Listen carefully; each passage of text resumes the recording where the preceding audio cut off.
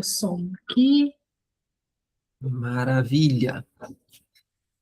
Então, vamos lá, iniciando aqui a aula de hoje, nessa reta final, para a gente poder olhar para essa Constituição septenária.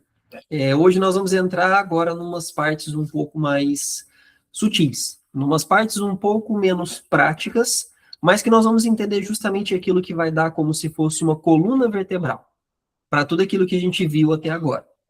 Então, quando a gente fala, por exemplo, dessa questão da entrada do Kama Manas, da entrada para o Mana superior, que é o corpo do mental superior, é como se nós tivéssemos uma mudança em relação à própria Constituição e como que a gente vai verificar e enxergar o funcionamento da Constituição septenária. Por exemplo, o que a gente viu até agora, a gente observou tudo aquilo que é dos corpos, que é muito ligado a essa experiência nossa como encarnados. Por exemplo, o corpo físico. Nosso corpo físico, assim como eu disse, é aquilo que oferece a nossa base física, para a gente poder caminhar pela vida e tudo mais. O corpo energético é aquilo que é o combustível, para poder gerar o ânimo, gerar aquele movimento de energia, que é o prana, que é o ki, que é a vitalidade, essa força vital que mobiliza a vida, que mobiliza a matéria encarnada que nós estamos aqui. O corpo astral é aquilo que traz as cores das emoções. O corpo astral é responsável por todas as emoções, por tudo aquilo que a gente vai sentir e tudo aquilo que vai dar cor para essa vida. Daí ele colore essa nossa experiência aqui encarnados aqui nessa Terra, com emoção e com desejos. E quando a gente entra dentro do mental inferior, o Kama Manas, é ele que organiza toda a narrativa em torno daquilo que constitui a nossa personalidade. E essa é a função dos 4 primeiros corpos, que eles são as bases. Ele é como se fosse a base dessa experiência dessa vida terrena. Quando eu digo que eles são a base, não significa que eles são 4 corpos separados, assim como eu já reiterei antes. Significa que eles funcionam, mas a gente entende eles de forma separada, mas tudo funciona como uma unidade. Porém, quando a gente entra nessa existência vindo como encarnados, como seres humanos, nós temos uma possibilidade de evolução que vai além daquilo que basicamente a nossa natureza constitui. Porque nós temos a capacidade de poder nos tornarmos humanos. De termos aquilo que muitas vertentes acreditam, que é a questão do livre-arbítrio. E aí é que entra justamente essa parte um pouco mais sutil, um pouco mais subjetiva ligada a valores, que é a tríade que constitui a nossa individualidade, composta por manas, ou mental superior, o corpo e o corpo átmico. Essas 3 partes, elas compõem e inauguram, nessa visão que eu estou trazendo, como se fosse uma outra direção para olhar para essa existência. Por que em algumas vertentes ele é chamado de mente superior, mental superior? Humanas em si, que significa a mente, né? O Kama Manas é a mente e desejos, humanas é somente a mente, não só no nível de pensamento e tudo mais. Quando a gente fala do Manas e o mental superior, a nossa mente ela começa a ultrapassar a função de explicar as nossas experiências pessoais que a gente vive aqui nessa Terra e começa a buscar alguma coisa para trazer um pouco mais de significado. Como, por exemplo, conexão a princípios, relações, causas e efeitos, consequências e sentido mais amplo para aquilo que a gente vive aqui nessa Terra, porque é como se fosse. Existe alguma coisa dentro de mim que habita essa matéria, que eu estou utilizando essa matéria que foi emprestada pela natureza. E eu posso utilizar isso, basicamente, para poder deixar o meu eu animal viver a vida inteira. É errado, é certo? Simplesmente é. Não tem uma coisa de ser errado ou certo. Tanto que nós vemos muitas pessoas que basicamente passam a vida inteira somente voltadas para poder sobreviver. As pessoas que só querem chegar no final de semana, ter um churrasquinho para se divertir, para poder fazer as coisas e ficar naquela coisa mais básica, cumprir o cronograma. Mas quando nós temos essa possibilidade de nos tornarmos humanos, de sermos humanos, aí é que a gente começa a ter uma relação de sentido mais amplo em relação à direção e em relação ao significado dessa vida. É quando a nossa consciência ela deixa de permanecer, de certa forma, somente presa no movimento imediato da nossa personalidade e começa a trazer o entendimento de reconhecer uma continuidade interior mais profunda, quando as coisas começam a tomar significado, quando as coisas começam a se tornar sagradas. E esse corpo superior, humano superior, ele representa justamente essa nossa mente que é capaz de contemplar a vida além da reação momentânea, além da reação de uma fome, além da reação de uma emoção, além das reações momentâneas. Isso é o humano superior. Isso é o mental superior. É justamente a partir desse corpo mental superior em que a gente começa a sustentar o discernimento, a coerência, a nossa visão de conjunto além da nossa família, como se tudo tivesse uma causa e efeito, a partir de um pensamento abstrato que nos traz uma certa responsabilidade, um compromisso com aquilo que é a verdade. Eu não vou entrar muito no termo de verdade, porque é uma coisa ali meio abstrata, mas é aquilo que nos começa a trazer um discernimento para poder entender que nós estamos relacionados não só com aqueles da mesma espécie, que nós, seres humanos, nos relacionamos com tudo e com o todo, com tudo aquilo que existe à nossa volta. E justamente esse conhecimento, esse entendimento de trazer o discernimento de que, tá, a nossa ação, ela tem interferência e tem relação com tudo aquilo que existe. Seja a matéria, seja o animal, seja a natureza, seja basicamente a forma como eu trato os objetos ao meu redor. É justamente o centro dessa questão do nosso humano superior. E, de certa forma, quando a gente vai pensar num pensamento, numa reflexão para poder conduzir o entendimento desse manas, o mental superior, eu vou chamar de mental superior, para a gente começar a entender isso, é a gente começar a perceber uma coisa bem sutil ao longo da nossa vida, que é como se fosse, beleza, qual pensamento que eu tenho, ou qual objetivo que eu tenho na minha vida, que permanece verdadeiro, mesmo depois que o meu desejo muda, depois que a emoção passa, e depois que a minha imagem pessoal deixa de precisar ser defendida, quando eu não preciso ficar defendendo uma imagem pessoal, quando eu tenho uma vontade de fazer algo em que mudou o desejo, mudou a emoção, mudou a imagem pessoal, mudou a narrativa inteira da minha vida, mas aquele desejo, aquela vontade continuou constante. Esse tipo de pensamento, aquilo que permanece verdadeiro, apesar de todas as mudanças da nossa personalidade, aí nós começamos a ter entendimento de qual é a nossa conexão com esse manas, com esse mental superior. É aquilo que traz sentido, que nos possibilita ver o mundo através de símbolos e ter discernimento das nossas ações, não só a partir daquilo que é momentâneo, mas a partir daquilo que tange muito os nossos valores humanos, nossos valores de fraternidade, nossos valores sagrados. Porque esses são os valores éticos que a gente carrega. Então a gente vai entrar um pouquinho mais para poder entender o que significa esse mental superior, o que significa esse manas. Deixa eu acho que seu microfone está aberto. Agora fechou. Mas está tranquilo. Então, só uma pequena explanação aqui para a gente poder começar a entender um pouco mais sobre esse corpo. O que vai acontecer? Vamos imaginar. Na última aula a gente viu muito essa questão da nossa relação com o campo humanas. Quando o nosso desejo aprende a pensar. Quando o nosso desejo aprende a poder encontrar um monte de justificativas, nossa personalidade aprende a encontrar um monte de justificativas para poder pensar. Em Camamanas, vamos pensar o seguinte. Camamanas, mente e desejo. A nossa mente, ela recebe a força do desejo e oferece de forma intelectual, oferece, digamos assim, uma forma intelectual para aquilo que a personalidade quer preservar. Uma emoção, muitas vezes, traz uma intensidade para alguma coisa e a nossa mente inferior constrói explicações. A nossa personalidade se apropria dessa explicação e transforma a reação em identidade, como, por exemplo, nós temos vários casos, vamos colocar assim, quando a gente entra nesse ramo das terapias, que vamos supor, ao longo da minha vida inteira eu aprendi que eu tenho que ser reativo, que eu não aceito, eu não levo o desaforo para casa. Eu não levo o desaforo para casa. E aí vem aquela pessoa que fala que tem personalidade forte. E olha só até essa palavra, eu tenho personalidade forte. Personalidade. E de repente tem essa pessoa em que tem isso, em que toda vez em que ela se sente atacada, ameaçada, ou quando alguma ferida emocional dela é, de certa forma, aproximada por outra pessoa, que outra pessoa vai cutucar na feridinha. Essa pessoa tem uma emoção muito forte, que vai dar uma intensidade para ela. Tipo uma raiva, uma reação, um medo. A partir disso, a mente inferior vai falar assim, tá, essa emoção veio, essa emoção é verdade, então eu preciso justificar ela.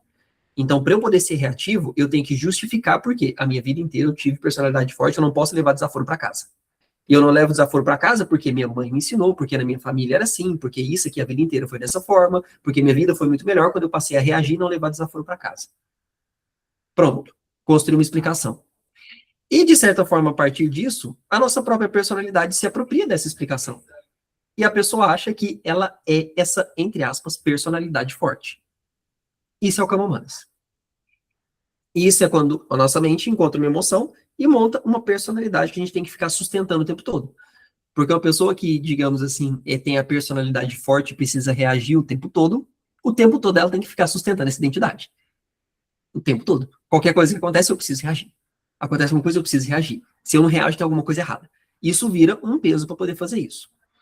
Quando a gente vai entrar dentro desse entendimento do Kama Manas, para poder entender esse mental superior, humano superior, é quando a nossa mente ela deixa de simplesmente perguntar como eu posso proteger aquilo que eu sinto, o que eu quero, o que eu acredito. E ela começa a perguntar como se fosse, tá, qual que é a verdade dessa experiência? Mesmo contrariando toda a minha vontade pessoal de ser uma pessoa de personalidade forte, que não leva desaforo para casa, qual que é a verdade por trás dessa experiência quando eu me sinto atacado? É uma mudança de percepção que parece pequena, mas que ela produz uma ruptura muito profunda em relação a essa nossa própria identidade, que a gente acha que é a nossa personalidade. Então, quando a gente pega a nossa personalidade, o Kama Manas, ele pensa a partir da nossa experiência pessoal, a partir da nossa história. Por isso que muitas vezes a gente fica muito apegado às nossas histórias, às nossas dores. Mas um processo de poder olhar para esse mental superior, para a gente começar a conectar com esses valores éticos, estéticos e sagrados, aquilo que nos torna mais humanos, é olhar que a partir desse mana superior, do mental superior, ele pensa a partir da experiência dentro de uma ordem maior. Começa a pensar, tá, mas a minha vida inteira eu tive que ser reativa. Tive que ser uma pessoa muito reativa e não levar desaforo para casa. Tá, e qual que é o papel disso na construção, na caminhada que eu tenho dessa vida? Será que justamente isso não veio para poder me ensinar que, de certa forma, eu preciso, através disso, acessar um amor que, para mim, às vezes é difícil, porque foi muito conflituoso? Por que que eu preciso sempre reagir com violência? Por que que eu não posso escolher a polaridade amorosa para poder responder a alguma coisa que sempre foi complicada para mim, que me machuca, que dói? Isso é uma transição quando o mental superior começa a trazer uma compreensão e pensar na experiência dentro de uma ordem maior. E aqui eu vou falar um pouco mais para frente que não existe essa separação de uma coisa ou outra. Porque um valor principal do mental superior é o discernimento. E o discernimento, ele não separa. Ele pega o caminho do meio para entender aquilo que faz mais sentido a partir desse aprendizado. Então, enquanto a nossa mente inferior fica procurando coerência com a narrativa da nossa personalidade, que pega a nossa história e fica apegada a tudo isso, o nosso mental superior, ele procura uma coerência com princípios. E vou usar o mesmo exemplo da reatividade da personalidade forte. Essa pessoa cresce, sai do ambiente familiar, onde ela precisou ser completamente, estar no defensivo o tempo todo, sempre reagindo, e ela pensa para a vida dela. Tá, para mim faz sentido ser uma pessoa que age com compaixão. Para mim faz sentido agir a partir disso. E a partir disso, o nosso mental superior vai começar a tirar todas aquelas nossas atitudes, todos os nossos comportamentos, para poder ser coerente com um princípio, não com uma reatividade, não com uma história que eu passei, mas a partir de um princípio que molda como vai ser minhas ações a partir de agora. Então, enquanto a nossa mente inferior fica buscando uma explicação que preserve uma continuidade psicológica, a gente olha para esse mana superior, para o mental superior, e, de certa forma, é uma parte nossa que aceita rever a nossa própria estrutura, quando reconhece que tem alguma coisa mais verdadeira do que aquilo que eu vivi a vida inteira. Não sei se está ficando claro. É sutil, é uma coisa mais, digamos assim, ontológica e subjetiva, porque ao lidar com essa tríade dos valores éticos, estéticos e sagrados, a gente vai entrar dentro exatamente disso, que não é tão prático, não é tão palpável, não é tão voltado como, por exemplo, para eu manter o meu corpo físico bem, eu preciso ter ordem, eu preciso ter alimentação, eu preciso ter descanso. Para eu poder manter minhas emoções boas, eu preciso o quê? Cultivar boas emoções. Para eu poder manter minha mente mais tranquila, eu tenho que praticar meditação, tenho que fazer isso, tenho que fazer aquilo. Não é uma coisa tão prática assim, porque aqui não é uma coisa para justificar, é uma coisa que dá direção. Manas, Buddhi e Atma é aquilo que nos direciona em relação à unidade, em relação a esse pensamento daquilo que nos pode tornar humanos. Então, quando a gente fala sobre mental superior, não é uma definição pela quantidade de conhecimento acumulado. Porque a gente pensa, tá, mas mental inferior e mental superior, então tem a ver muito com conhecimento, com sabedoria, com estudo, com N coisas. Nada a ver. Existem muitas pessoas espertas, mas que não são despertas. E aí diferencia uma pessoa que tem uma obesidade mental em relação a conteúdos e conceitos do que uma pessoa que realmente está conectada a valores em que, através da palavra que ela contribui a partir do conhecimento, prega a unidade, a compaixão, a bondade. Tem muitas pessoas espertas, mas tem muitas pessoas despertas, mas poucas pessoas, muitas pessoas espertas e poucas pessoas despertas, me confundi um pouco. Então a pessoa pode muito bem conhecer de filosofia, de espiritualidade, psicologia, de ocultismo, seja lá o que for, pode ser uma pessoa muito inteligente nisso, mas permanecer profundamente presa ao kama, manas, mente e desejos. E mais para frente eu vou falar um pouco também sobre essa parte de quando o nosso kama, manas, ele se apropria da espiritualidade, ele se apropria dos conceitos do mental superior para poder manter a personalidade do jeito que está. O critério principal disso está no uso da nossa mente. A nossa mente superior, ela aparece quando o nosso pensamento se torna capaz de iluminar a nossa personalidade sem servir automaticamente as defesas que a gente costuma ter a vida inteira. Entra dentro desse patamar. Como que funciona? Vamos pensar o seguinte, olhando para o mana superior. Imagina que ali nós temos um princípio em que pode começar a ser gerada uma própria autoconsciência. E aqui eu vou entrar um pouco dentro da própria tradição teosófica. O Manas possui uma posição central, porque ele está relacionado diretamente a essa capacidade de ter uma autoconsciência. É a mente elevada, é a mente voltada para princípios, não a mente voltada para justificativa. Todos nós aqui, seres humanos, a gente sente, a gente deseja, a gente reage, a gente pensa. Isso faz parte da experiência humana. Porém, a experiência verdadeiramente humana começa a surgir quando a gente começa a adquirir, digamos assim, quando a gente começa a reconhecer o que a gente sente, perceber o que a gente deseja e observar o que a gente pensa. Porque sentir, desejar, pensar, tudo faz parte da experiência humana. Mas, e olhe bem o processo da nossa vida, principalmente para quem está dentro do processo do autoconhecimento, para quem já está aqui, que todo mundo que participa aqui e vê essa aula já está no processo de autoconhecimento. E são muitos terapeutas. E pegue mesmo as pessoas que chegam até a gente começando nesse caminho. Muitas pessoas, sim, pensam, sentem, desejam as coisas.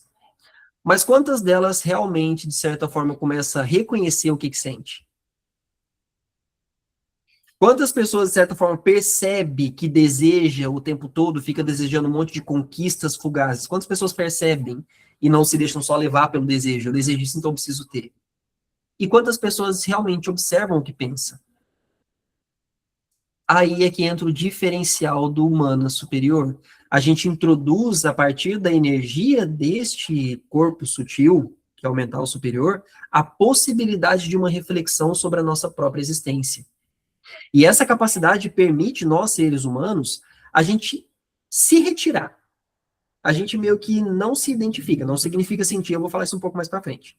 Mas a partir do humano superior, a gente se retira parcialmente do conteúdo que a gente viveu e começa a contemplar aquilo, como a gente contempla uma obra de arte. A nossa consciência, ela cria, de certa forma, uma distância entre o acontecimento e a identidade, onde a gente começa a perceber, de certa forma, peraí, mas eu não sou essa história que eu vivi a vida inteira. Eu não sou isso tudo que aconteceu comigo, seja de bom, seja de ruim. Isso tudo passou por mim e esteve a serviço de algum aprendizado. E esse é o ponto principal quando a gente começa a acessar mais essa energia do mental superior. A emoção vai continuar existindo, o desejo vai continuar existindo, porque ele faz parte da nossa jornada humana, e a personalidade vai continuar funcionando porque ela precisa. Faz parte, ela precisa. A mente superior, ela começa, de certa forma, a perceber essas forças como se fosse um movimento dentro da Constituição e não como uma definição absoluta do ser. Não um processo de identificação onde eu só sou o que eu sinto, eu só sou o que eu penso, eu só sou o que eu desejo, eu só sou o que eu possuo. Ela começa a trazer esse deslocamento que é como se ele convidasse a gente para poder fazer uma reflexão. De, por exemplo, aquilo que eu observo em mim, seja a emoção, seja o pensamento, seja o desejo, seja um cansaço, representa a minha totalidade, representa quem eu realmente sou, ou é somente uma camada da experiência que está atravessando a minha consciência para ensinar alguma coisa? Por exemplo, pessoas, vamos colocar muitas pessoas que passam pelo processo ali de transição de carreira. Vou usar o exemplo aqui, já que nós estamos andando à luz, de sair de um ofício que teve a vida inteira para poder virar terapeuta. De repente vem o medo. Vem aquele medo em que é um teste realmente para tomada de consciência, em que a pessoa se trava e tudo mais. Acessar o humano superior nesse momento é justamente o momento de perguntar, peraí, esse medo que eu estou observando agora em mim, eu sou esse medo? E a gente pode perceber isso notavelmente em quantas pessoas que ainda se identificam muito com essa emoção, em que ainda está muitas camadas da personalidade ainda chamando a atenção da pessoa, porque ela acha que ela é aquele medo, então não vou fazer porque isso é demais, porque é muita responsabilidade, porque eu tenho medo, porque eu não estou preparado, porque isso, porque aquilo. Ela acredita que ela é aquele medo e não consegue dar um passo a mais. Para poder acessar, muitas vezes, esse propósito, e eu vou usar o exemplo do terapeuta, de poder contribuir com a unidade, com a totalidade, com a cura, com a consciência, com aquilo que vai na contramão do que a gente é acostumado culturalmente falando. E a gente se identifica e acha que eu sou esse medo, sem perceber que, tá, peraí, mas esse medo tá vindo para me mostrar alguma coisa. O que que esse medo quer me mostrar? Por que que ele tá chamando a atenção da minha consciência? Então, o nosso manas superior, o mental superior, ele possibilita uma resposta viva para essa pergunta. Porque oferece uma região interior nossa, onde cada um de nós consegue observar a nossa personalidade sem abandonar ela. Utilizar a nossa personalidade sem confundir inteiramente com ela e achar que aquilo é a nossa identidade. Reorganizando as nossas ações, nossas atitudes, nossas decisões a partir de um princípio mais amplo. Esse mana superior é realmente isso que traz. Tá, eu tô com medo aqui de poder virar um terapeuta. Mas peraí, se eu for virar um terapeuta, olha só o que eu vou precisar ter. Eu vou precisar ter muito essa questão de poder praticar compaixão. Vou ter que praticar muita responsabilidade, discernimento. Eu vou ter que ter muito essa questão de lidar com a responsabilidade de lidar com a vida de outra pessoa. Então, peraí, ao invés de eu parar e falar, não, não vou fazer isso porque eu vou ficar preso nesse medo, eu vou começar a reorganizar todas as minhas ações, toda a minha atitude, toda a minha vida, para eu começar a praticar esses princípios na minha vida. Para que as minhas ações tenham a compaixão em tudo. Para que as minhas ações tenham a responsabilidade nas decisões que eu tomar. Então, o mental superior, ele vem para justamente preencher as nossas ações, as nossas vontades, os nossos direcionamentos com valores, com princípios éticos. Porque nós vamos falar nos próximos dois corpos também, princípios éticos, estéticos e sagrados. Mas humanas, ele vem justamente para poder falar do princípio ético, aquilo que vai mandar de valores as nossas ações. Tranquilo até o momento? De boa, beleza? Se alguém tiver alguma dúvida, levanta a mão, abre o microfone e fica à vontade. Então tá. Falando sobre isso, a gente percebe que dentro da Constituição Septenária nós temos um movimento duplo onde dois corpos se chamam humanas, que é o Kama Manas e o Manas Mental Superior. Se a gente for pensar em relação a esse movimento duplo, dessa mente, que muitas vezes está voltada para a nossa individualidade e outra para a nossa personalidade, essa divisão entre humanas inferior e humanas superior é como se fosse esse duplo movimento da nossa mente, essa possibilidade de duplo movimento. Na aula passada eu comentei que o Kama Manas é quando a nossa mente inferior ela está voltada para baixo para poder olhar para a nossa personalidade, para a história, para as emoções e tudo mais. E quando o Mana se volta para esses corpos inferiores, se envolvendo com a sensação, com o desejo, com a memória pessoal, com a comparação,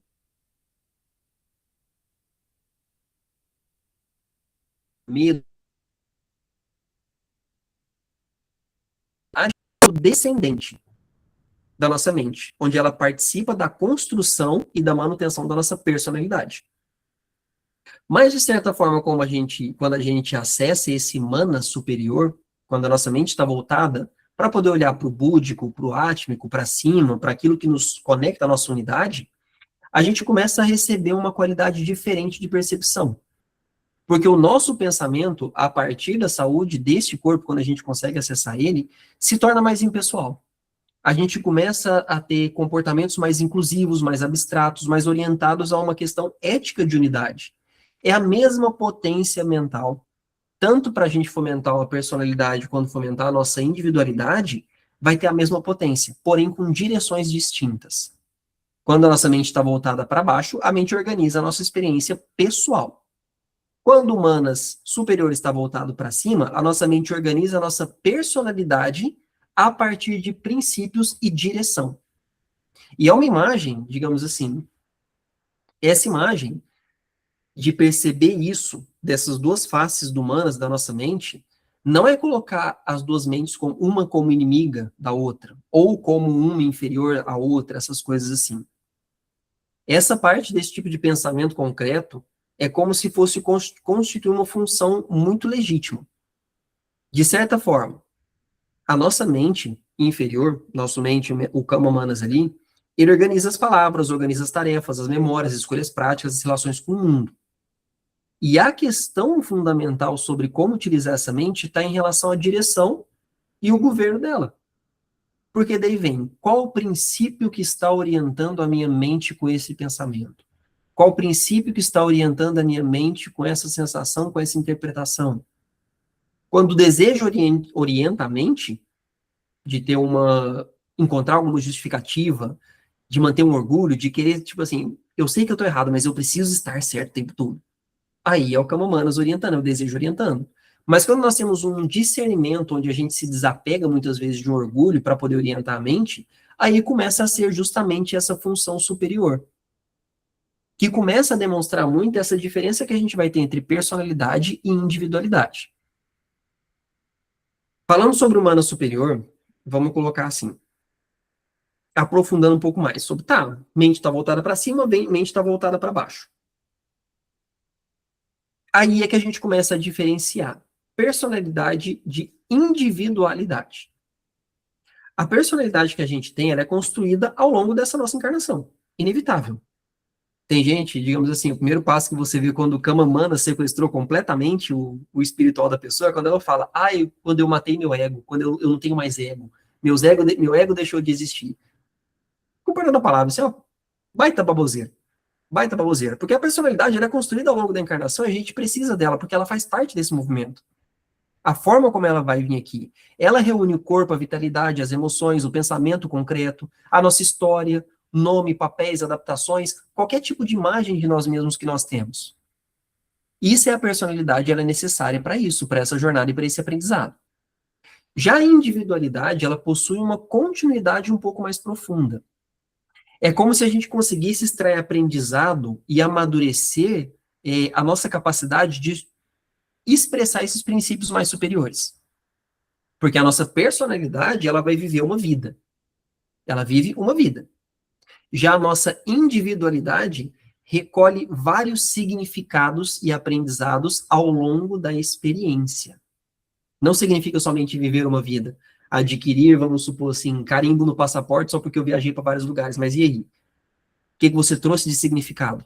O que torna essa experiência desses vários países que você viajou, o que torna isso sagrado? O que dá um significado para essa experiência? Às vezes não é nem o destino em si. Às vezes é a capacidade da pessoa de superar o medo de pegar um avião para poder provar que ela é capaz de poder fazer isso, de sair de uma zona de acomodação. Isso é uma experiência que incute em trazer todo um significado para toda a viagem. Não só o destino, não só o momento que você esteve lá. Então, quando a gente fala sobre humano superior, é justamente isso, é recolher esse significado, começar a tornar a nossa existência material sagrada. Então, o humano superior, ele funciona como se fosse realmente esse primeiro passo, quando a gente consegue acessar o religare para poder conectar a nossa personalidade com a nossa individualidade. É através desse corpo mais, digamos assim, sutil, e que a nossa experiência pessoal pode ser transformada em uma compreensão, onde a nossa vida começa a ter um significado. O sofrimento pode gerar um discernimento. Sim, o sofrimento não está lá só para a gente sofrer. Quando a gente não acessa, quando a nossa mente está voltada para a personalidade, o sofrimento é só sofrimento. E a pessoa se agarra no sofrimento porque acha que eu preciso daquilo, porque, meu Deus do céu, não consigo aprender nada. Um erro pode conduzir a nossa consciência, ela poder se fundamentar, para a gente poder observar algum ponto que precisa ser melhorado. Uma vivência que a gente tem ao longo dessa vida deixa de ser somente um acontecimento. Por exemplo, uma viagem, por exemplo, um restaurante muito bom que eu visitei. E passa a integrar uma trajetória de amadurecimento. E eu vou usar um exemplo bem básico para poder demonstrar como que até mesmo no restaurante pode ter um significado.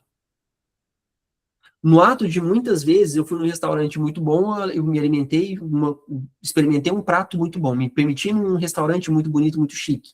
Para além de eu estar lá para poder degustar aquela comida feita com muito carinho, eu reconhecer todo o processo alquímico que a pessoa fez lá atrás para poder fazer aquele alimento chegar num ponto perfeito, para que eu possa ter uma experiência gustativa para entender as nuances, a dedicação da pessoa que está na cozinha, que levou a vida inteira para poder estudar, para poder fornecer uma experiência para outra pessoa, ao invés de eu simplesmente chegar no restaurante, sentar e comer e ir embora.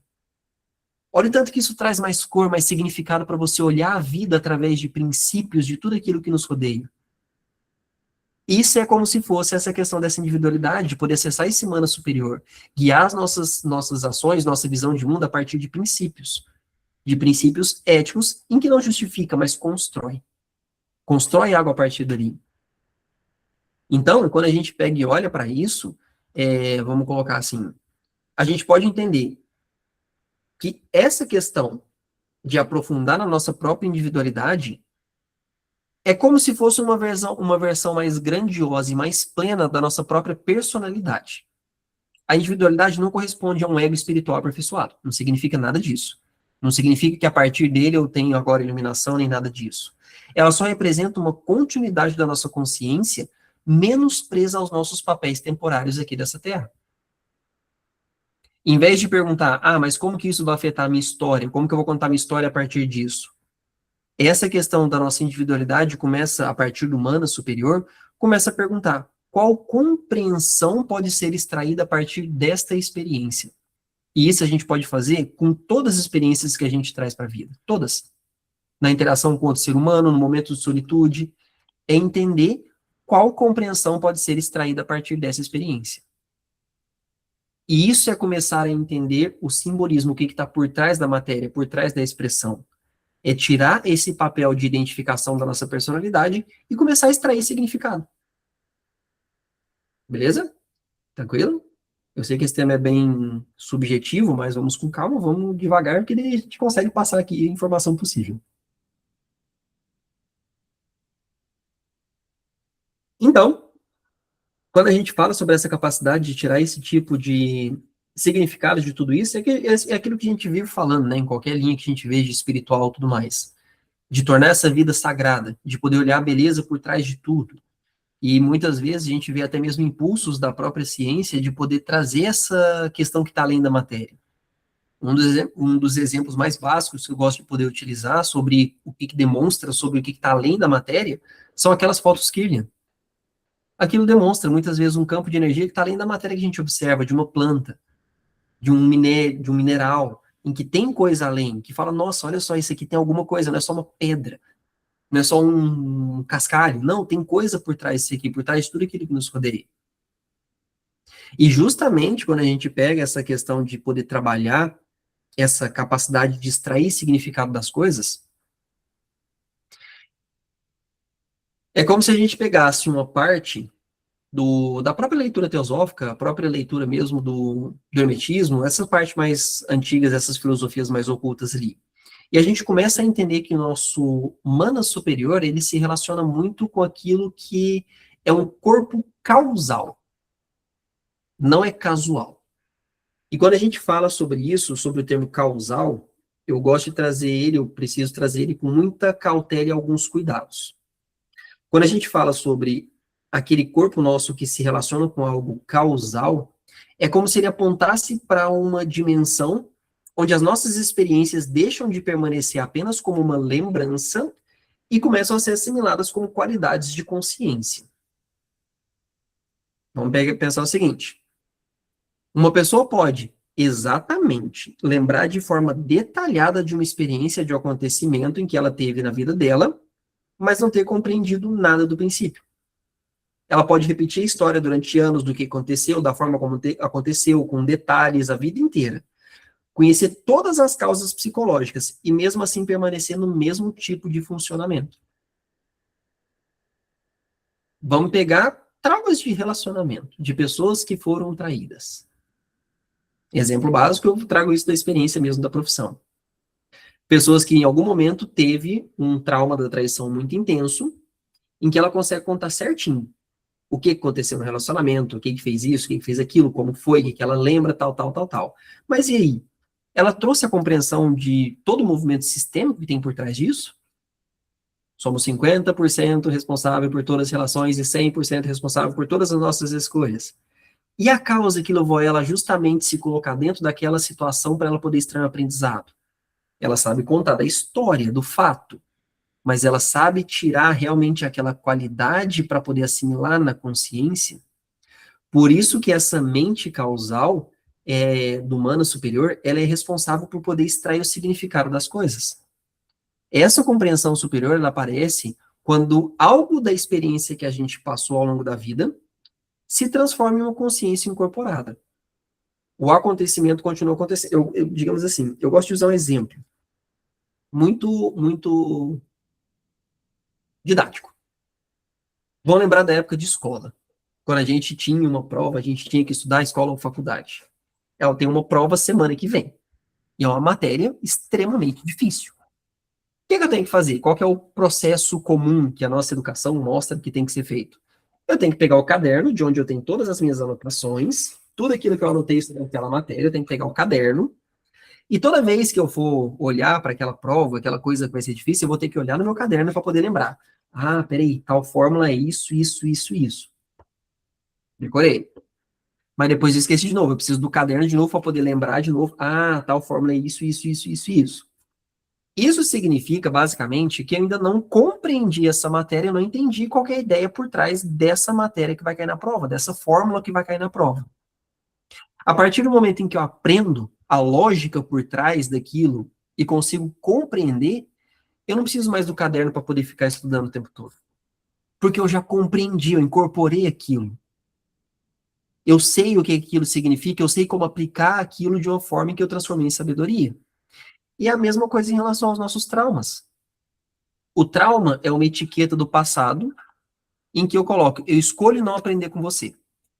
Então, eu sempre preciso olhar para o caderninho do meu trauma, da memória ruim, eu sempre preciso olhar para o caderninho para poder me lembrar do que aquilo é, sem compreender o que aquilo vem ensinar. Então, é dessa forma ali que acontece justamente esse processo do humana superior, onde a gente extrai o significado daquele fato, daquela memória. O acontecimento passa, a forma daquela memória traumática se dissolve e a aprendizagem permanece, porque eu consigo caminhar para a vida. Então, o que realiza essa extração desse tipo de situação? É o nosso mental superior. É ele que vai procurar aquilo que é essencial dentro daquilo que é transitório. E olha só que importante, o nosso humano superior é ele que vai procurar aquilo que é essencial, que está na essência, dentro daquilo que é transitório, daquilo que passa pela nossa vida.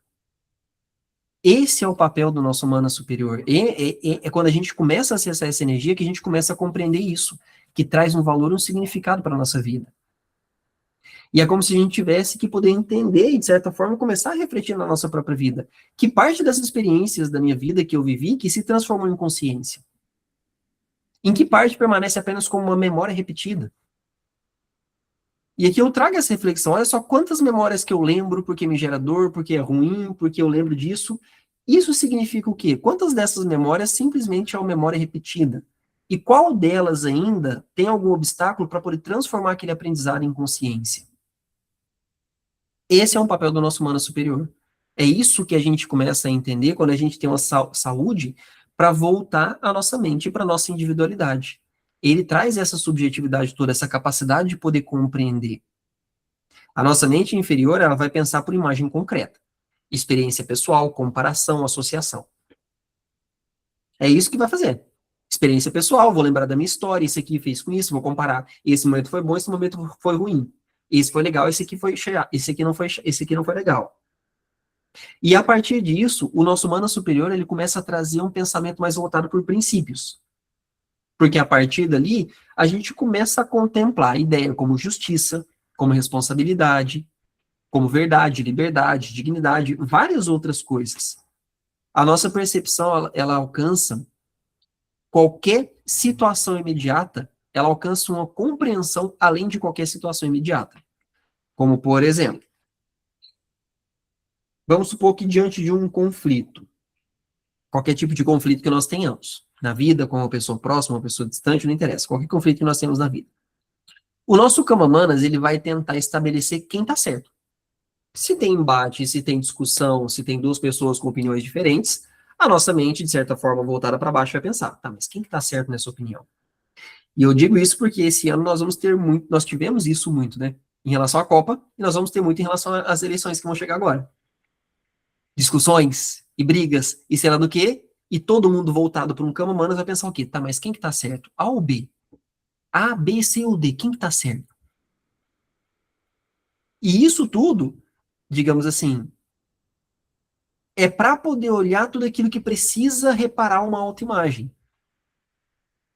E eu trago justamente isso para poder analisar esse movimento que vai acontecer agora aqui no Brasil, que é realmente as eleições. Olha só o quanto que muitas vezes discursos são montados de forma muito eloquente, linda, maravilhosa, para basicamente reparar autoimagens, para poder reforçar personalidades. E o que realmente tem de princípio por trás de tudo isso que vão ser trazidos nos discursos? Porque o humano superior, nosso mental superior, é ele que procura compreender. Tá, mas a partir disso, qual princípio que foi violado? Qual responsabilidade pertence para cada uma das partes que estão discutindo? Que consequência vai ser produzida a partir desse embate, dessa separação? É pensar, muitas vezes, um aprendizado que precisa ser integrado. Qual atitude preserva a maior coerência dentro disso tudo que está ali? Essa mente superior, ela amplia esse caminho, porque ela inclui a experiência pessoal dentro de uma totalidade maior. E é o que produz uma, digamos assim, uma qualidade específica dessa impessoalidade. E aqui não significa frieza. Impessoalidade não significa frieza, que existe muita confusão entre essas duas palavrinhas. Ah, muito impessoal, então significa que é frio? Não. Representa a capacidade de considerar algo além da própria reação, além da própria personalidade. Por isso que é uma impessoalidade. Todo mundo vai continuar sentindo dor, a gente vai continuar sentindo dor.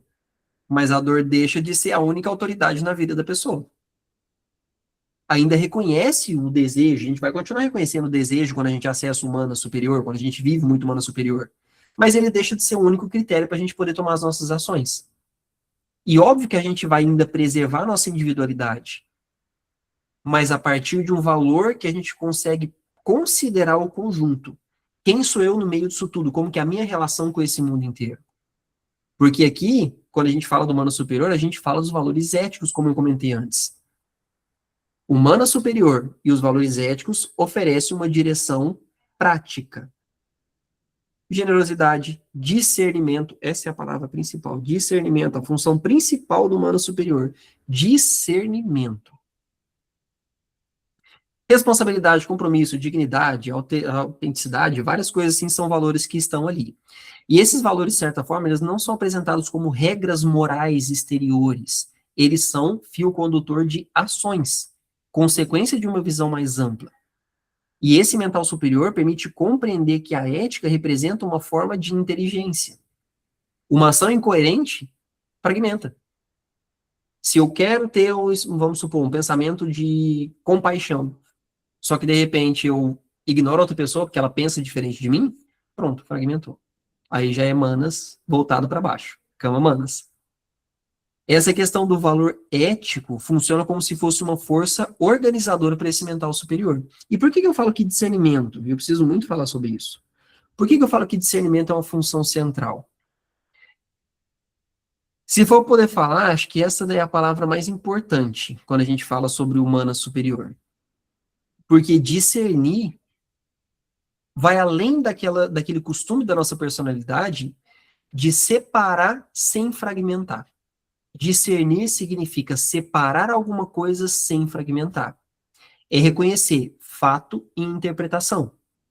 O que é desejo, o que é vontade, o que é emoção e o que é intuição. E aqui nós vamos começar a entrar nesse patamar. O que é princípio e o que é preferência. Responsabilidade de culpa. A gente começa a separar, mas não fragmenta. Não tem que ser um ou outro. A gente começa a discernir isso. O que muitas vezes é humildade e o que muitas vezes é o apagamento de mim mesmo. Então, quando a gente fala de discernimento, é diferente de poder simplesmente separar, de julgar. Porque o discernimento, ele não elimina ambiguidades. Ele permite, de certa forma, permanecer diante dessas ambiguidades sem reagir precipitadamente, sem falar, esse está certo, esse está errado. Esse é legal, esse é ruim. Esse é o herói, esse é o vilão. É entendendo o papel dos dois, porque a gente consegue sustentar uma pergunta até que haja clareza o suficiente para discernir. Não vem no imediatismo de uma resposta para poder dar na hora, para poder falar o que está certo e o que não está.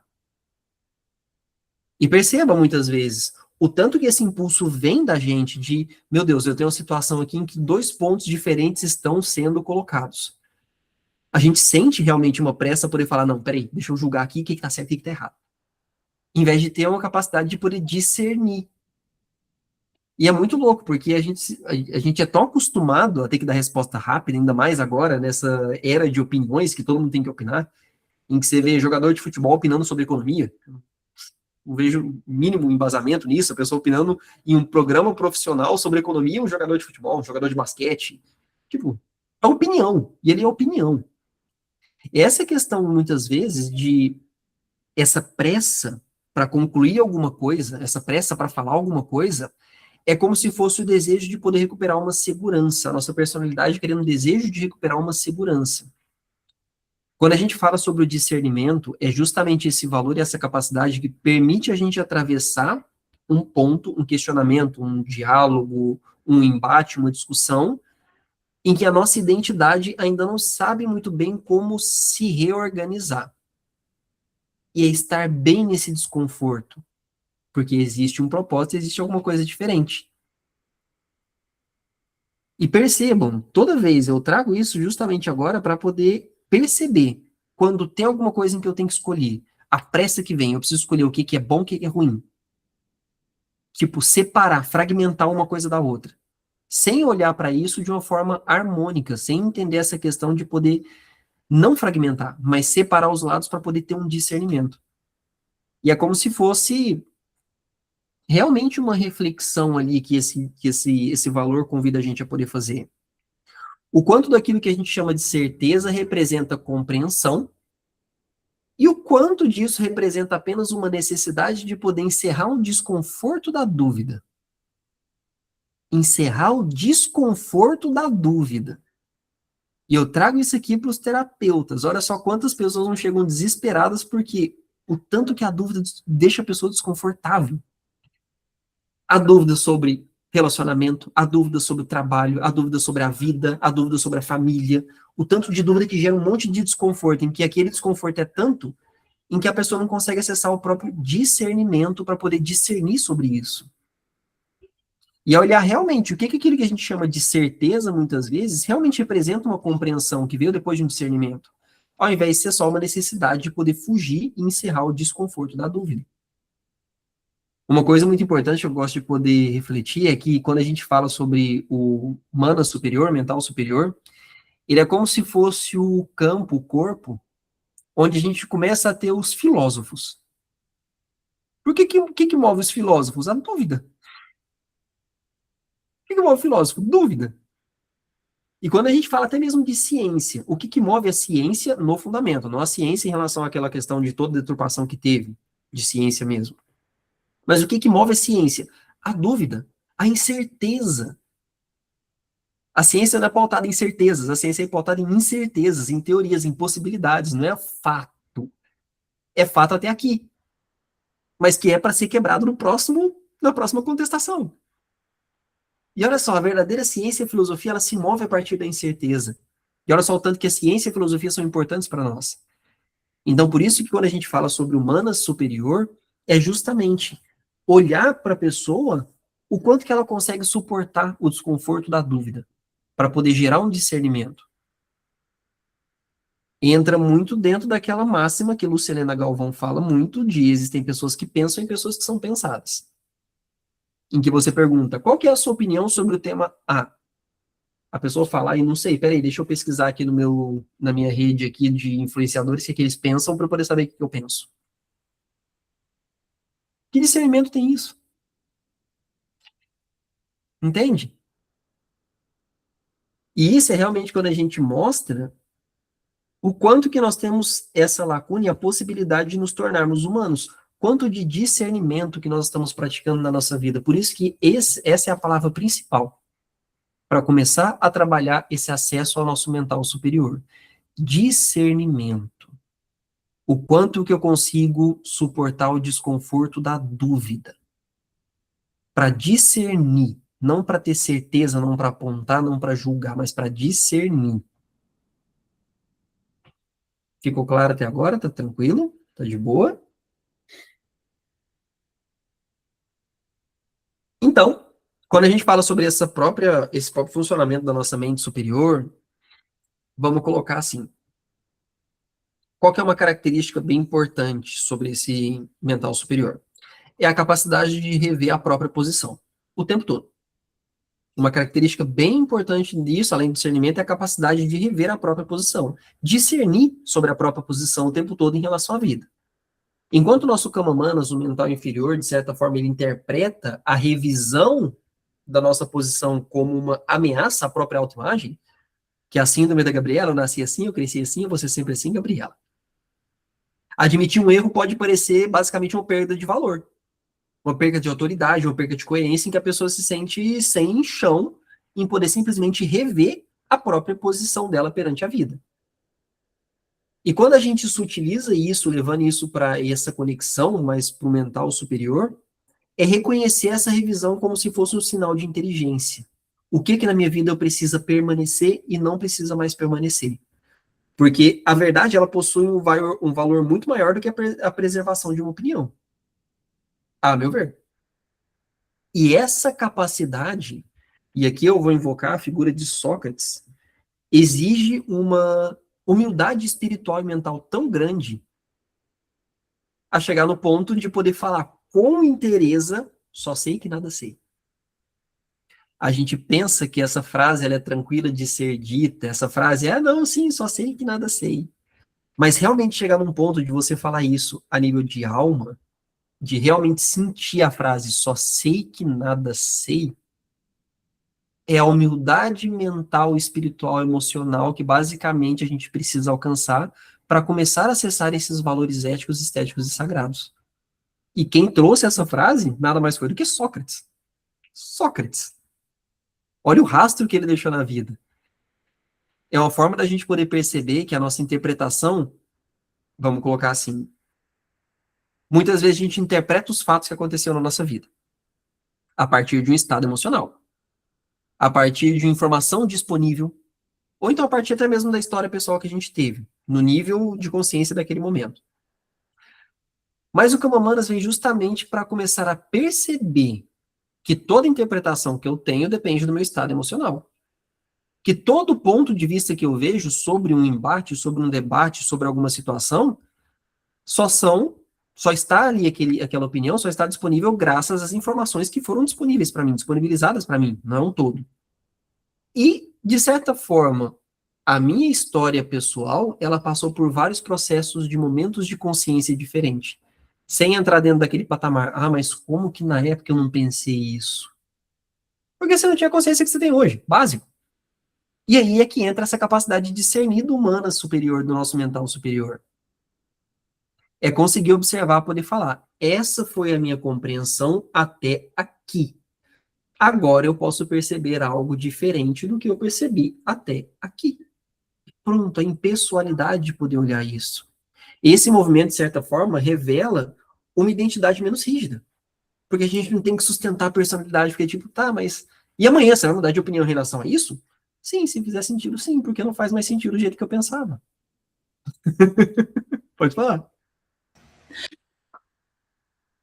Isso que você está dizendo me lembrou muito uma conversa que eu tive muito recentemente. Você conhece o Neil deGrasse Tyson? Lógico, adoro. Então, eu o conheci pessoalmente. Meu, que sensacional. Pois é. E ele fala muito da história da infância dele, em que ele só se tornou quem ele é por conta do pai dele, que foi chamado muitas vezes na escola Os Uhum. professores reclamavam que o menino é muito curioso, ele só faz pergunta, atrapalha a aula. Olha E isso. aí o pai ia e brigava com os professores, dizendo que ele tinha ensinado o filho dele a ser curioso, porque uma pessoa que não é curiosa não vai chegar a lugar nenhum na vida. E ele queria que o filho dele chegasse em algum lugar. Bom, então ele conta essa história, assim, é bonito de ouvir, né? E Uhum. aí ele estou acompanhando muitas coisas sobre essa transição planetária e a vinda, a chegada das naves, né? E Uhum. assim, eu, por experiência própria, por vivência própria, tenho muita fé que esse dia está chegando. Eu Uhum. acredito muito. E ele brigou comigo uma vez que, menina, você não sabe nada. Se eu, que sou eu, sei que isso aí é tudo uma palhaçada. Me ouça, menina. E ele me chama, todas as vezes que nós conversamos, ele me chama de menina. E aí Uhum. eu só fazia assim, ai meu Deus, dai-me paciência, né? Mas tá, tudo bem, realmente, ele é ele, né? Sim. Semana passada, eu vi uma.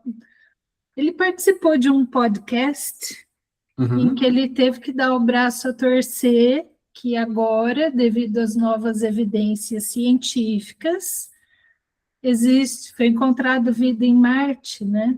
Tudo Uhum. bem que é uma forma de vida muito rudimentar, mas enfim, é vida. É vida. E aí ele recebeu alguns documentos ali do Pentágono e ele teve que dizer que realmente existem coisas que nós não temos explicação.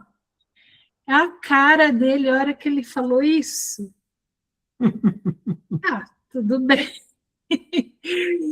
E aí eu conversando com uma amiga minha que tem bastante contato com ele, diz que ele chegou a chorar por ter que falar em público. Isso, aí que entra, né? O quão difícil é você ser uma pessoa tão rígida a tua vida inteira e manter uma posição de superioridade intelectual, sendo que aqui ninguém pode bater que é isso e ponto. Não tem ponto, é isso até agora. Amanhã não sei, pode mudar. Percebe justamente isso, ainda mais vamos pegar essa figura pública, em que o que trouxe, de certa forma, tantos resultados, tantas glórias para a personalidade dele, para ele poder manter essa camada de que eu tenho que ser essa pessoa, tenho que ser essa pessoa, tenho que ser essa pessoa. De chegar num Exato, ponto dele ter o discernimento de poder mudar de opinião, de falar, essa foi a minha compreensão até aqui. O tanto que isso dói na personalidade, literalmente dói, que ele teve que chorar para poder assumir um ponto de vista diferente, porque ele deixaria de ser aquela personalidade que ele aprendeu a sustentar durante tanto tempo. pois E é. olha só o tanto que isso traz realmente, dentro dessa visão da Constituição, o tanto que isso traz esse entendimento de personalidade e individualidade. O tanto que traz isso que pessoas muitas vezes podem ser doutada em várias coisas, em ciência, em astrofísica, em várias coisas. E Pois mesmo é. assim, Então, é você muito pega legal, né, ver as é nuances. louco. Ah, Muito obrigado por esse compartilhar, que foi sensacional. Um exemplo prático de uma pessoa que é essa realmente, essa pessoa maravilhosa, mas que tem essa figura, essa personalidade tão grande em que mostra que a gente está refém disso, a gente está ali. E quanto é, mais alento, quanto mais louros a nossa personalidade recebe por uma comprovação, por uma validação de outras pessoas, do nosso meio, das redes sociais, em que coloca a gente nesse patamar, mais ela vai se fundamentar e ficar apegada nisso.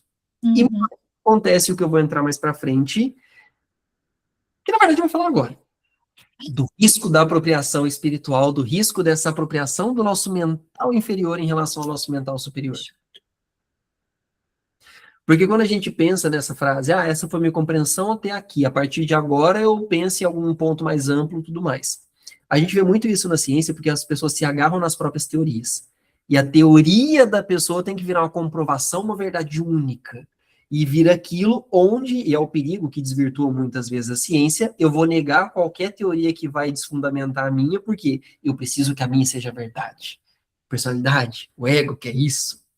Então, a personalidade, de certa forma, ela tenta, de certa forma, manter tudo isso em tanta rigidez, e o nosso humano superior é como se ele criasse uma continuidade de vida fundada nessa nossa capacidade de poder aprender e de se mudar. E vamos entrar dentro desse patamar aí agora que você trouxe esse tema. O risco do nosso mental inferior desse kama manas fazer essa apropriação. Eu vou colocar apropriação espiritual, para a gente poder entender isso a partir de um ponto espiritual. Isso pode ser utilizado em relação à apropriação de valores, apropriação em relação ao mental superior, búdico, átmico, em relação a tudo isso aí que tange essa parte da individualidade. Vamos pensar o seguinte. Esse risco ele é bem delicado, e a gente vê muito isso dentro do caminho da espiritualidade, dentro do caminho das terapias, dentro desse caminho das pessoas em que conseguem uma certa notoriedade a partir de uma obra muito bem fundamentada e muito bonita. O próprio Neil, meu Deus, a obra dele é sensacional, eu adoro ele. Ele é sensacional, o jeito que ele fala, a eloquência que ele tem, o jeito que ele explica, tudo mais, é sensacional. Mas tudo aquilo que a gente consegue acessar, e eu digo uma coisa, ele só conseguiu acessar esse patamar porque ele teve acesso a justamente esse patamar mais elevado dessa individualidade, de valores éticos, estéticos e sagrados. Todas essas obras que fundamentam muito esses pensadores, esses pensamentos em que tem essa construção, conseguem acessar essa tríade superior, para poder deixar ela fazer a obra dela. E a personalidade, de certa forma, pode se apropriar dessa linguagem do Humanas. Onde, por exemplo, uma pessoa aprende muitos conceitos elevados, como, por exemplo, compreender algum tipo de princípio, sobre o princípio do discernimento, o princípio da fraternidade, da bondade, da compaixão, reconhece muitas vezes os símbolos em que isso representa para a humanidade e começa a construir uma nova autoimagem, em que, de certa forma, passa a se identificar como consciente, como uma pessoa filosófica, espiritualizada, iniciada, superiormente lúcida. Vou dar o exemplo do Neil, superiormente lúcido. Por quê? Foi o que ele demonstrou. Superiormente lúcido. Se eu, que sou eu, não acredito nisso aí que é baboseira, por que você acredita? Superiormente lúcido. É um sequestro. Porque nesse ponto o Kama Manas começa a vestir uma roupa de mana superior. O desejo, muitas vezes, de reconhecimento é a parte onde o desejo de reconhecimento aprende a falar sobre humildade. O controle aprende a falar sobre disciplina, se mascara de disciplina. A intolerância monta um discurso dizendo que está falando sobre a verdade. Isso a gente vê muito nos ramos e no patamar das religiões, onde a intolerância veste a máscara de verdade e aprende a falar. Onde muitas vezes o orgulho se fantasia de dignidade. Um orgulho se fantasia de uma pessoa muito digna. E a fuga emocional começa a falar sobre a impessoalidade. Essa questão de ser impessoal. Então, essa nossa mente, ela pode usar esses princípios superiores para poder preservar essa personalidade. E essa é uma das regiões, digamos assim, um dos pontos mais sutis ao longo desse caminho. Porque a presença de uma linguagem elevada, falar bonita, é o que eu disse lá em cima, pessoas espertas não são pessoas despertas. Pessoas muitas vezes doutadas, que têm muita eloquência, muitas vezes podem pecar muito nisso. E essa presença de uma linguagem elevada para falar sobre termos espirituais e tudo mais, não comprova o deslocamento da consciência. Isso não é uma comprovação. E é que vem um critério para a gente começar a olhar para esse tipo de sequestro. Tá. A partir de tudo isso que ela está falando, que ela fez, todos os discursos da humildade, do orgulho, disso tudo mais, da intolerância que se disfarça como verdade. A partir de todos esses discursos que a pessoa monta, a pessoa se tornou mais responsável nas atitudes? Pontos de verificação. Pessoas, e eu vejo isso muito, gente, eu vejo isso muito. E é um ponto em que eu pego muito nas palavras, né? Eu pego muito nas palavras e isso é um pontinho que me pega. Que a pessoa pega e fala, não, porque o meu momento ali em que eu despertei. Meu momento de despertar. Cuidado. Muito cuidado. Pode ter acontecido, mas a gente tem que tomar muito cuidado na hora de até mesmo divulgar isso. Porque, beleza, olhando a partir disso, vamos olhar as atitudes dessas pessoas. Ela se tornou mais responsável? A capacidade de revisão da própria postura dela perante a vida aumentou? Dela poder mudar de opinião? Não, eu pensava ter assim agora. A partir de amanhã eu posso pensar diferente. Isso que você me traz, eu vou levar para uma reflexão. Ela reage menos em defesa da própria autoimagem? Na hora que uma pessoa fala que matou o próprio ego, você fala para ela, tá, mas você falando isso é seu ego falando. E aí, ela vai reagir? Claro que não é meu ego. E aí, cadê então? Cadê então isso? Essa pessoa, de certa forma, ela consegue considerar consequências mais amplas para os atos dela, para a atitude dela, para a influência que ela vai ter? Os valores que ela fala tanto pregar aparecem nas atitudes concretas dela da vida? Entende? Então, começar esse tipo de verificação, porque quando a gente olha para o nosso humano superior, o verdadeiro, ele reorganiza toda a nossa personalidade para atitudes diferentes. Ele não é como se fosse pequenos adereços de discurso para manter uma autoimagem o tempo todo. Por isso que muitas vezes existe esse sequestro. O sequestro do humano superior desse tipo de linguagem para o nosso mental inferior simplesmente pegar aquilo e transformar em mais um adereço da personalidade. Por isso que é um caminho muito delicado e complexo em que tem que ter a frase, basicamente, que a nossa cultura ocidental conhece bastante e que representa muito isso. Orai e vigiai. Orai e vigiai. Em relação ao nosso próprio movimento da personalidade, que muitas vezes vai querer sequestrar isso. Para trazer um alento para poder falar, peraí, já que então não está funcionando, eu gerar um medo na pessoa para ela não mexer na personalidade, então e se eu der agrados? Em vez de só afugentar ela através do medo, e se eu começar a dar pequenos agrados conceituais aqui, bonitinhos? Orai e vigiai.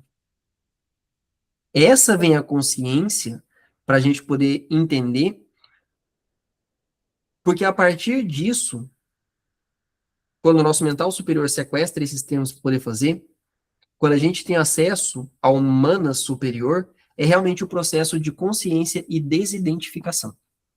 De desidentificação, porque o humano superior, ele participa diretamente do processo de desidentificação. É quando a nossa consciência, a gente começa a perceber que, por exemplo, tá, eu tenho pensamento, eu penso, e eu não quero que a minha mente pare de pensar, mas eu não vou me reduzir somente ao tipo de conteúdo que minha mente pensa. É perceber que a gente consegue atravessar e passar pelas emoções que a gente sente, mas que, de certa forma, eu não fico limitado somente àquilo que eu sinto o tempo todo. A emoção que está no momento. Para poder ter uma continuidade. E essa percepção, de certa forma, não precisa ser apresentada como se fosse uma afirmação de metafísica barata, alguma coisa do tipo.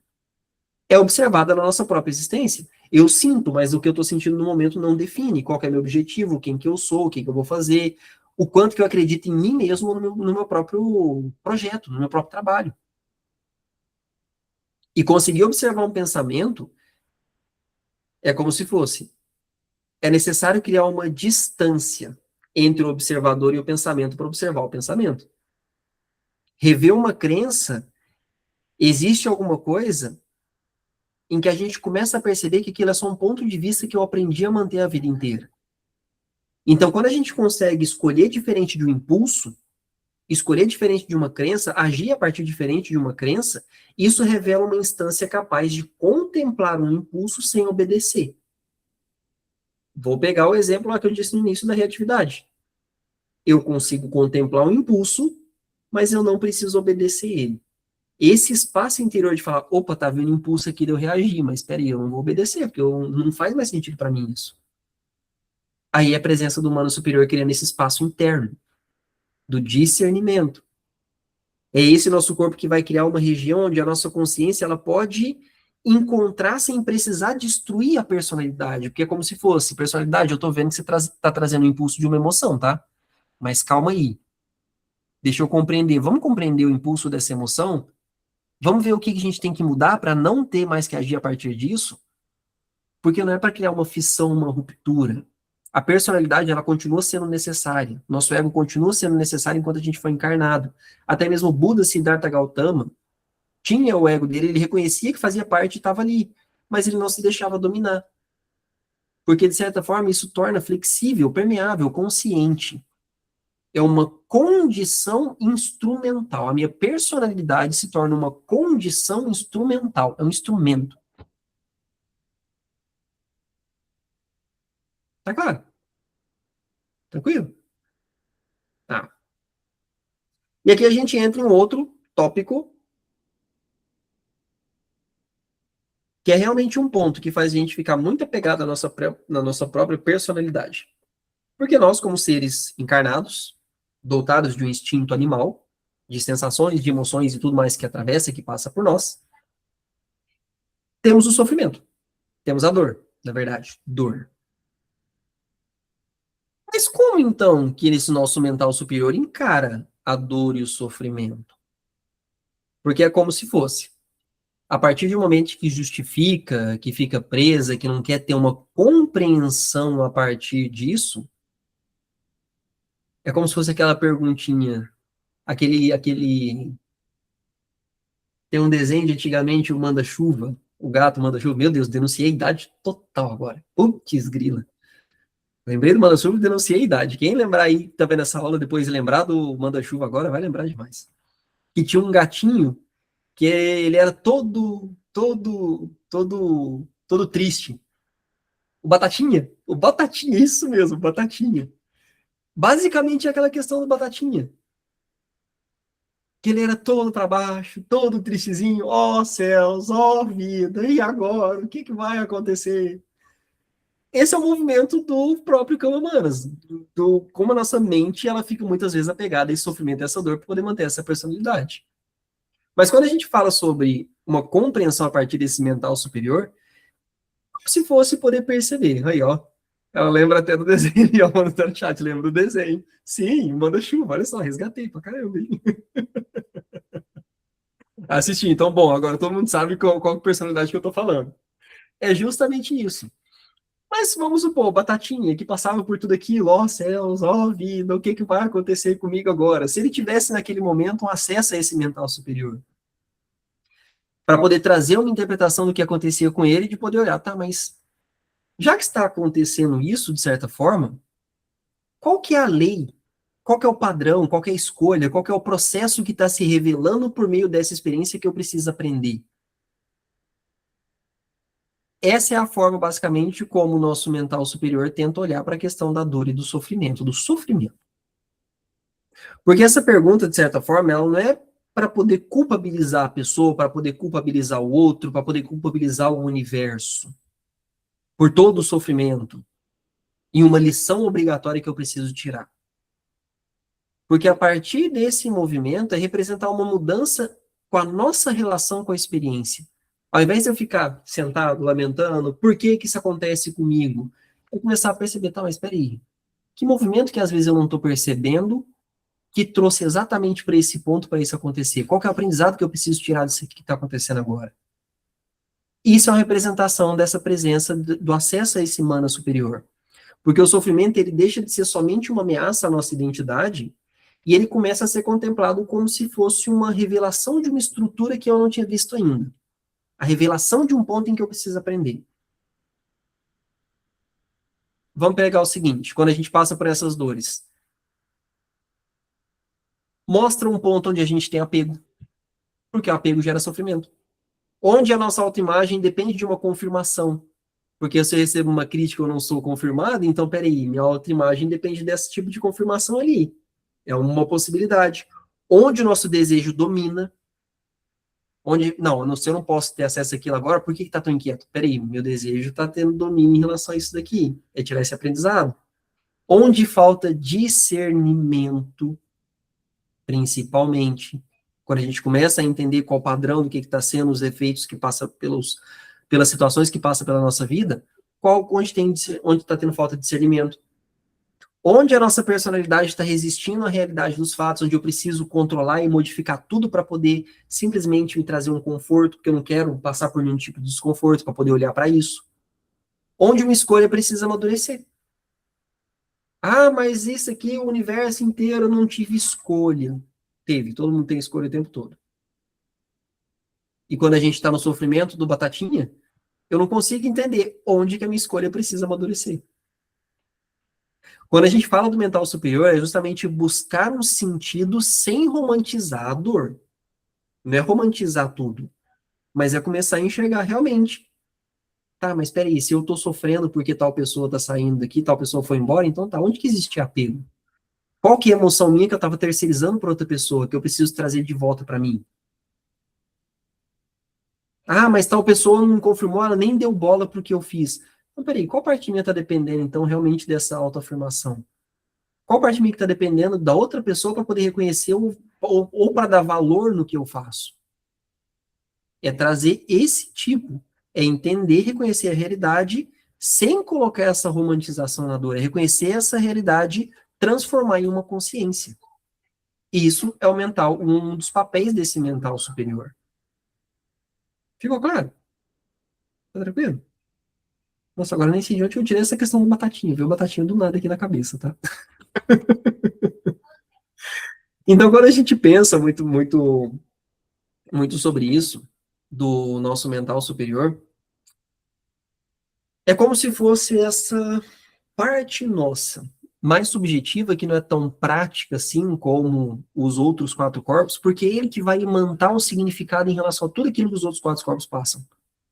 Meu corpo físico está passando por um problema em que ele está desestabilizado. Então tá, deixa eu entender o significado por trás disso. O que, que eu preciso aprender para me tornar mais humano? O que, que eu preciso aprender? Então, quando a gente fala sobre humano superior, representa essa parte orientadora, por verdade, por princípio, por discernimento e por sentido em relação a significado. Porque a palavra sentido ela pode ter duas interpretações, em relação à direção e em relação ao significado. Então, o humano superior, ele dá um significado para essas coisas, busca um significado em relação a essas coisas. Porque a partir desse mental superior, a gente consegue observar a nossa personalidade e extrair aprendizado da experiência, não só passar pela experiência. Tá, eu fiz uma viagem maravilhosa para Cancún. E aí? Que significado que eu tiro disso? O que eu aprendi a observar? O que eu aprendi a olhar a partir daquilo? Desde o trajeto de eu tomar a decisão de poder fazer esse investimento até chegar lá e poder aproveitar cada segundo. O que é o aprendizado que eu tive disso? É aprendizado a partir das experiências, contemplar consequências, organizar a escolha, fazer toda essa questão de valor a partir de valores mais amplos. Então, a presença do mental superior na nossa vida, ele desloca o centro da nossa consciência. Porque a nossa mente, ela vai deixar de trabalhar exclusivamente para manter a nossa personalidade, para justificar a nossa história, para se apegar em tudo isso que fez a gente passar, que passou. Aconteceu com a gente ao longo da vida.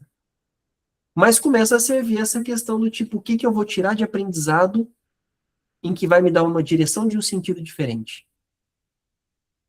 O corpo do mental superior, ele prepara a nossa consciência para os próximos dois corpos que nós vamos olhar, que é o búdico e o átmico. Que esse é os valores éticos. Eticamente, o mental superior prepara a gente para acessar os valores estéticos e sagrados. Porque por meio desse humano superior, a nossa percepção, ela se torna uma compreensão. Eu percebo aquilo, mas eu compreendo o movimento por trás daquilo. E essa compreensão pode chegar a ser uma escolha a partir de um discernimento. Essa compreensão me ajuda a discernir, onde eu vou conseguir escolher. E a partir dessa escolha eu consigo reorganizar toda a minha personalidade a partir desse norte da nossa individualidade, que são os valores éticos, estéticos e sagrados. Então, por isso que o mental superior ele é essa ponte. É ele que reorganiza isso. Tudo para nós termos uma ética para poder acessar esses valores. E muitas vezes a gente tem histórias até ao longo dessa vida de pessoas que conseguiram acessar tudo isso, porém se deixaram cair de novo na personalidade e fizeram muita cagada. A partir de muita informação que receberam, a partir de muito conhecimento que receberam, em que teve acesso a todo um potencial para construir uma nação maravilhosa, mas na verdade construiu uma destruição em massa. para aquilo exige muito conhecimento, muito entendimento, é um acesso muito elevado. Mas quando a nossa personalidade toma conta disso, mente e desejos, se apropria e sequestra isso sem a gente observar, assim como tem o mesmo potencial para construir, tem o mesmo potencial para destruir. Assim como tem o mesmo potencial para unir, tem o mesmo potencial para dividir e separar. Por isso que o ponto principal, o primeiro depois do mente e desejos, são os valores éticos do mental superior. Porque sem discernimento constante, a gente não sabe nem como habitar o nosso corpo físico, nem como utilizar a nossa energia, nem como aproveitar o impulso das emoções, e nem para ter discernimento de como eu vou organizar toda a minha vida e toda a informação que eu tenho. Por isso que o mental superior, ele não é prático, não é tipo exatamente aquilo igual aos outros. Ele traz realmente essa conexão inicial com algo que nos torna cada vez mais humanos, a partir de valores éticos e a chave principal, discernimento. Beleza, pessoal? Por hoje, para poder falar um pouco sobre esse corpo, seria isso. Eu sei que ele é mais filosófico, mais subjetivo. Espero ter conseguido explicar um pouquinho melhor como funciona isso, porque no próximo nós vamos entrar dentro dos valores estéticos. Eu adoro isso, porque ele é sensacional, o búdico. E caminhando para essa reta final aí pelos próximos 2 meses para poder terminar essa jornada da Constituição Septenária. No final vai ter também um apanhado geral, porque vai ter um conceito um pouco diferente sobre a utilização de tudo isso, onde eu vou trazer todos os 7 corpos juntos. Só que de uma forma um pouquinho diferente, a partir do fragmento de cada um que eu trouxe, para a gente entender como isso funciona de forma muito integrada. Então é isso. Por hoje é isso. Era o que eu tinha para poder falar para vocês. Deixo a palavra aberta para vocês. Se alguém tem alguma dúvida, dúvidas, reclamações, xingamentos, fiquem bem à vontade para poder falar. Agradeço muito a presença da contribuição da Sheila ali também, que trouxe realmente esse exemplo prático da vida de quem estava ali e chorou porque teve que fazer uma opinião diferente da personalidade. Agradeço muito a presença da Alessandra também, que conhece o Manda-Chuva, que já assistiu o Manda-Chuva e Batatinha. E, obviamente, né, a presença da Ruby aí, que sempre está aí nos agraciando também, e nos agraciou com esse movimento do Andar à Luz. Então, agradeço muito, muito, muito, muito mesmo a vocês. E deixo a palavra com vocês. Gratidão, Marcos. Que aula excepcional. Nossa, é tão gostoso aprender. E toda vez que eu assisto uma aula, eu fico buscando assim elementos na minha vida em que eu passei por essas situações e passo, né? E sempre assim me vem muitos insights da onde eu tenho que me olhar mais. Nossa, como a gente tem que se olhar, né? E se cuidar. E é o processo. Então, vamos caminhar. Será que um dia a gente termina? Não, né? Nunca. Eu acho Nessa vida, vamos ver, não sei. A gente chega até um ponto para poder começar a próxima a partir de um ponto de vista mais para frente, né? É, um pouquinho melhorado, né? A gente já começou muito bem nessa, na próxima a gente começa melhor. Estamos trabalhando para isso. Com certeza. Trabalho constante. Gratidão. Muito, muito obrigada. Muito obrigado, Sheilinha. Então, deixo contigo, Rúbia, para continuar, para encerrar. Se quiser trazer algum recado, alguma coisa assim, então agora. Era isso da minha parte. Estamos conversados. Na próxima semana nós temos aqui o núcleo de marketing e negócios, e a Tassi vai trazer a parte sobre a comunicação com o cliente, né? Ela vai trazer essa questão também, falar um pouco sobre vendas e tudo mais. Então, eu quero deixar esse convite para vocês. Sempre agradecendo ao Marcos, né, por essa entrega tão genial que ele traz aqui para a gente, tão filosófica, né, fazendo a gente refletir, dando um nó na nossa cabeça. E é bem característico, né? E lembrando também aos membros que em setembro nós vamos ter o nosso encontro presencial, onde o Marcos vai estar facilitando um momento para nós e a Sheiloca também. Uhul! Vai ser muito bom, vai ser sensacional. Vai, com muito certeza. Bom, né? Nós vamos levar pão de queijo, né, Marcos? Oh, na hora, bora. Pode queijo café, então pode contar comigo. É nóis, é isso aí. Por hoje seria isso, meus queridos. Gratidão e boa noite para todos. Agradeço Beijo. Vocês. Boa noite, Elinha. Boa noite, Rúbia. Boa noite para vocês. E até. Até.